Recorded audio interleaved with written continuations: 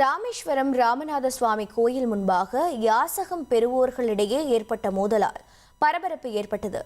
இது பற்றிய கூடுதல் தகவலை செய்தியாளர் விஸ்வநாதன் வழங்கிட கேட்கலாம். விஸ்வநாதன், வணக்கம். தற்போது இவர்களுக்கு மோதல் ஏற்பட்டதற்கான காரணம் என்ன? காவல்துறையினர் என்ன நடவடிக்கை எடுத்திருக்கிறார்கள்? கோயில் முன்பு இப்படி யாசகம் எடுப்பதற்காக மேலும் என்ன நடவடிக்கை எடுக்க இருக்கிறார்கள்? வணக்கம். ராமேஸ்வரம் ராமநாதசுவாமி திருக்கோயிலுக்கு நாள்தோறும் பல்வேறு மாவட்டம் மற்றும் மாநிலத்திலிருந்து ஆயிரக்கணக்கான பக்தர்கள் வருவது வழக்கம். வரக்கூடிய பக்தர்களிடம் நாங்கரத ராமேஸ்வரம் ராமநாதசுவாமி திருக்கோயில் சுற்றியுள்ள நாங்கரத வீதியிலும் சாமியார் போன்று வேடமடைந்த ஆசாமிகள் வரக்கூடிய பக்தர்களிடம் யாசகம் கேட்டு தொந்தரவு செய்வது நாளுக்கு அதிகரித்து வருகிறது.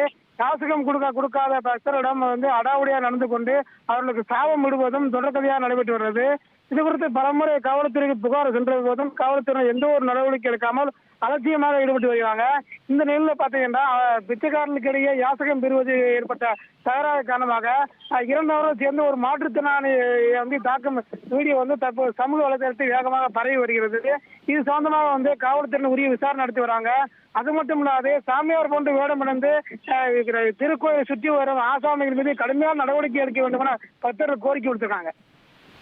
விவரங்களை வழங்கியதற்கு நன்றி விஸ்வநாதன்.